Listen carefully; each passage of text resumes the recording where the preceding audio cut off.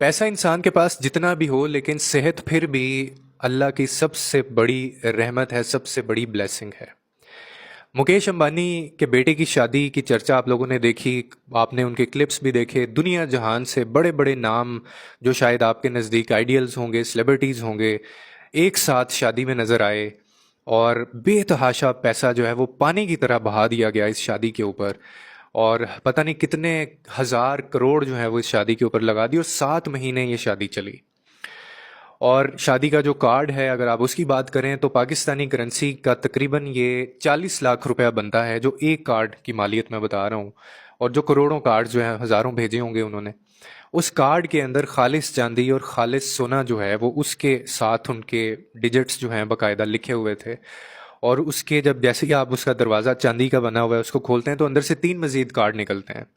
लेकिन मेरा मकसद आपको ये सारी चीज़ें या उनका पैसा या उनकी कितनी वर्थ है ये बताना नहीं है।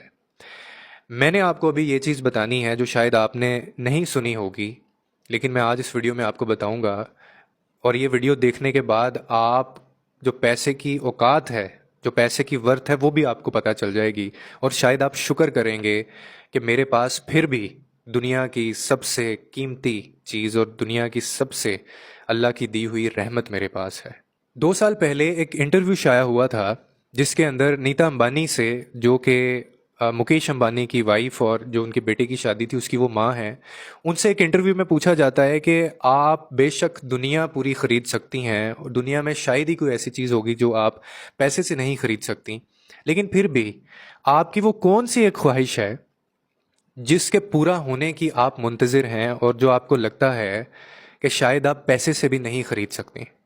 वो कौन सी एक ख्वाहिश है आपकी?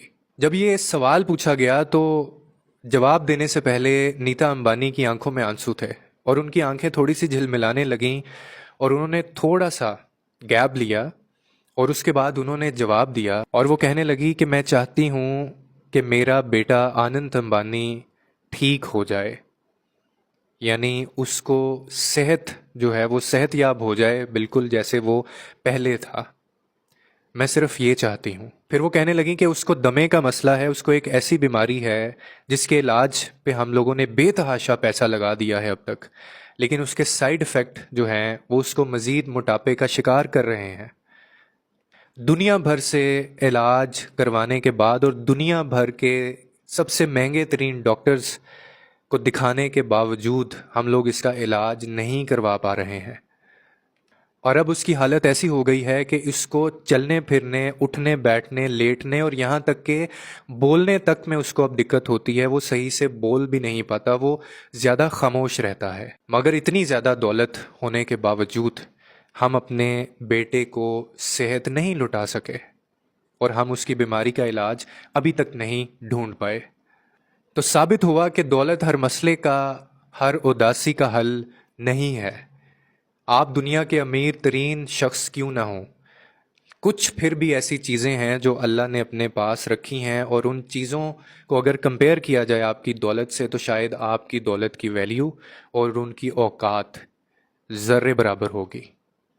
हम जितने भी बाअसर, अमीर तरीन, हसीन तरीन, ज़हीन तरीन क्यों ना हो जाएं, कहीं ना कहीं उस ज़ात के फ़ैसलों के पीछे हम बेबस हैं। इतना सारा कुछ, इतनी टेक्नोलॉजी, और आजकल के दौर में जहाँ इंसान कहता है मैं सब कुछ कर सकता हूँ, सेहत नहीं खरीद सकता वो, खुशी नहीं खरीद सकता वो, सुकून नहीं खरीद सकता वो। आप जितने मर्जी अमीर क्यों ना हो जाएं, आप जितनी मर्जी तरक्की क्यों ना कर लें, लेकिन खाली खानों को आप पुर नहीं कर सकते सिवाय मेरे अल्लाह के। आप और मैं और ये पूरी दुनिया तब भी उस ज़ात की, उस अल्लाह की मोहताज रहेगी, उसके कुन की मोहताज रहेगी। ये चीज़ हमें समझनी होगी।